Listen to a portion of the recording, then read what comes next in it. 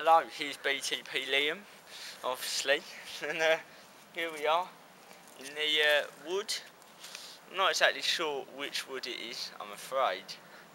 You'll see the name of the wood now in the title of the video, because obviously by that time I would have found out on the internet.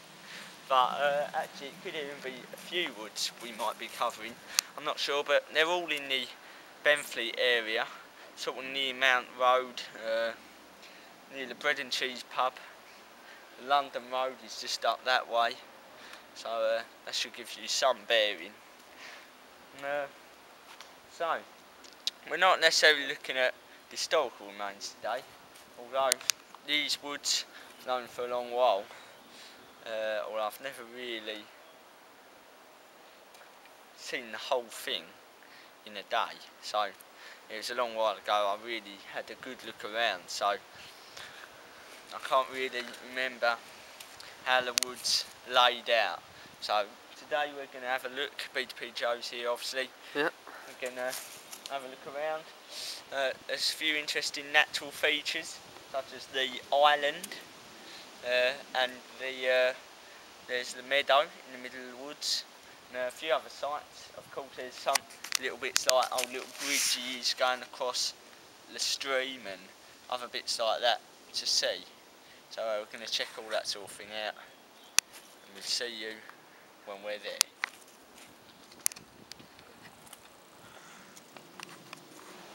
Hello, here we are at the island now. Far more overgrown than it ever was when I visited it a few years ago, probably about 4 years ago maybe. And yeah, it's very overgrown, but it was completely different to this last time I saw it. Although this is definitely it, but even the plants are completely different. So, well, we'd like to have a look around. Maybe it's just the season. Maybe, actually, that's probably what it is, because we've come in the summer.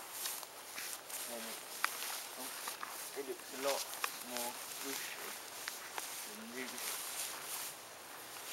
But here is the only way to get onto it. And all around you is just water and reeds.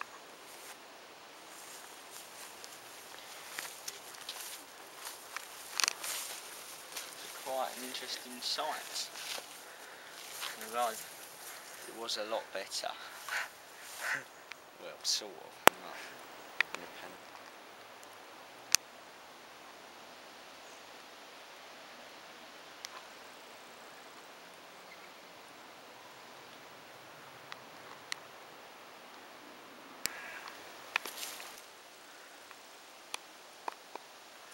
Here we are, an amazing rust coloured stream, well, orange coloured. It's probably caused by the rust, oxidisation and all that sort of thing in the water. But so you can see it's an incredibly bright orange colour, and it seems to be very stagnant water. It actually doesn't look very clean at all. But quite an interesting colour, an interesting sight. In fact, you can see the water running in there, so maybe this isn't quite so stagnant as I thought, but I wouldn't want to drink it. Right, so we're going to continue following the stream down, and we will find a few more fancies to explore. See you later.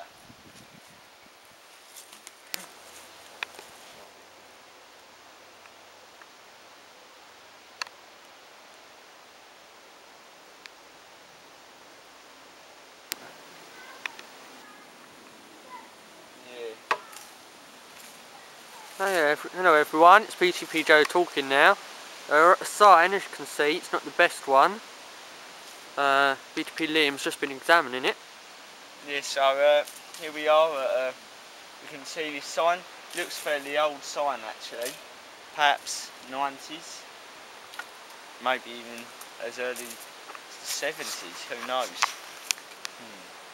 Well, here you can see This is Thundersly Glen, that's the wood we're in. And it's 25 acres of open parkland, mature oaks, coppiced woodland and dense scrub. The trees and clearings reveal clues to woodland clearance, farming and coppicing. Now it's interesting. To be honest, I've just read all that off the sign. Oh, he did know it off by heart though. But, you know, this is interesting. This is bringing the history into the wood, because it says the glen was once part of a much larger wood. Of course, expansion and building has taken up most of it nowadays, and it belonged to the manor of Jervis Hall. By the 19th century, much of the woodlands had been destroyed. The maps of 1843 show the glen as arable farmland except for a small patch of woodland in the southwest. So perhaps most of this land was woodland, it was farmland, but then grew over to woodland. In fact, says an orchard was established and land was farmed for a short time before it was abandoned and taken over by the trees to become a woodland. So, in fact, all this area here used to be farmland. That's interesting indeed. It's now managed by Castle Point District Council as a public open space. You know,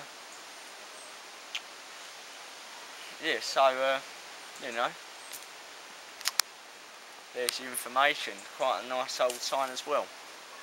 We're going to continue to have a look around and explore and hopefully find some curiosities. We're just a little way from the sign, and now we've found a real good historical remain. How old it is I don't know, but it seems to lead from that house down to the woods. We've seen a few houses further back, and they indeed have a gate at the bottom of their garden leading to the woods, and also they all have a bridge going over the stream to this pathway. So here looks like one of them, but it does look much older than the rest. Seems to be of an older style concrete. I'm not sure how old. I'm guessing 20th century, probably early 20th century. And it looks like, of course, now the path has been overgrown, so indeed it would be fairly old. Yeah, very interesting. So gonna have a look, see you later. Actually, if you'd like to carry on, there's a path further up there. Yep. Myself, BTP Joe, will guide you, whilst BTP Liam gets some pictures. Okay, so you can also see where the stream there carries on, obviously from the bridge here.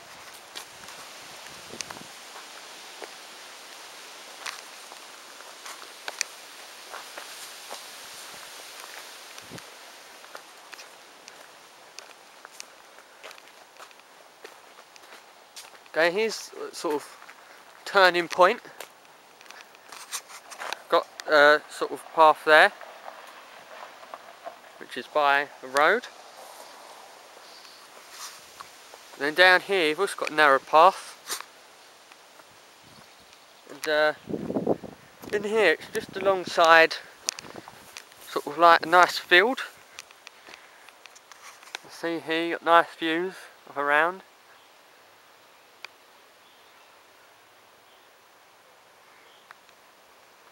And we'll catch up with you in a bit.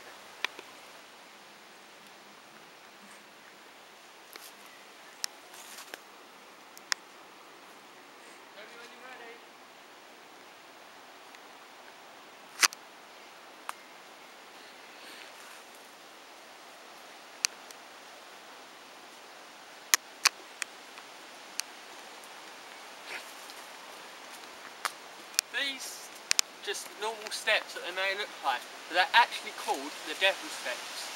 You may be thinking why, because they just look like normal steps. They're actually quite unsafe and steep to walk up. But these steps were built around 60, 70 years ago, and then a person actually died whilst walking down, and therefore it got its nickname the Devil's Steps, because obviously somebody died whilst on the steps, and they are unsafe, they are steep, and there's a story behind these otherwise normal steps.